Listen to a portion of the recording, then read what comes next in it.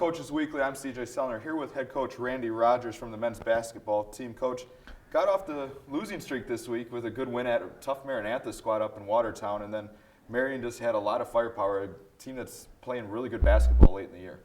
Yeah, it was a good win up at Maranatha. They were undefeated at home, and they had some quick guards and just a good hustling team. We shot well up there. Came back on Saturday, didn't shoot well. We were in the 30s in the percentage again after being in the 50% up in Maranatha. So it is about knocking down shots. It gets us excited and gets us points. Now the kind of emergence, the Cougar Male Athlete of the Week, Mike Walmer, he's kind of been your rock, the steady man as of the second half of the season. Had 24 points in that win over Maranatha, and then had 18 again on Saturday. Talk about him. Yeah, he has taken over the leadership since we lost a couple of players early in the year, probably after the 6th or 7th game.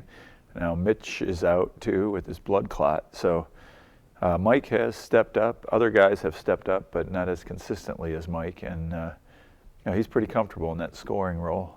Especially looking back at that Maranantha game, Kyle Hoffman and Adam Castro just shot the lights out of the gym. I mean, the whole team as a core did, but there's a main group of players that really kind of led you in that game, having 3 players and getting over 20 points in that game, and really kind of the catalyst in that game. Yeah, it was interesting because like Kyle started, we were down 9-0, and then Kyle scored 5 points himself.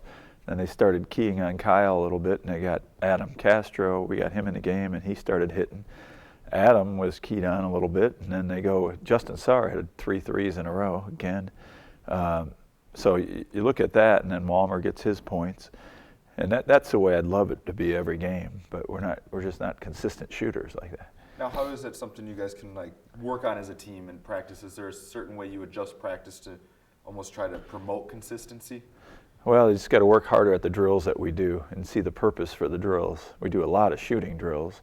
That's important. And we also need a tougher mentality that when we're not scoring from the outside, we got to be able to get something on the inside and move the ball around. So instead of trying the same thing over and over again, when you're not hitting, we ought to be attacking the basket more.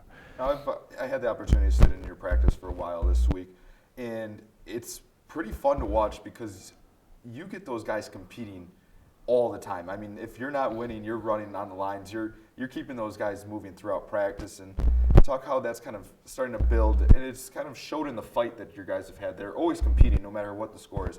Even in that Marion game on Saturday, being down double digits, they were still fighting. Yeah, I've studied a lot of coaches, and that's what they talk about is get the guys competing, and they're going to play harder. It's whether it's a shooting contest or one-on-one or whatever drill we're doing, but there's something on the line all the time.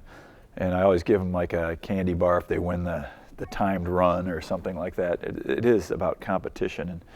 And being in Michigan, when Jim Harbaugh accepted the job, that was one thing he talked about in his interview. We're going to compete all the time because that makes them play harder. So I just get reassurance from other coaches in all different sports that's the way to go. Yeah. Now we look forward to this week. You got a very tall task in the undefeated Benedictine Eagles coming up this week. Also then coming in here, a Wisconsin Lutheran squad that you took down early in the year up in Milwaukee. Yeah, Benedictine is tall. They got 6'9", 6'7", and not just tall. They're skilled at those positions.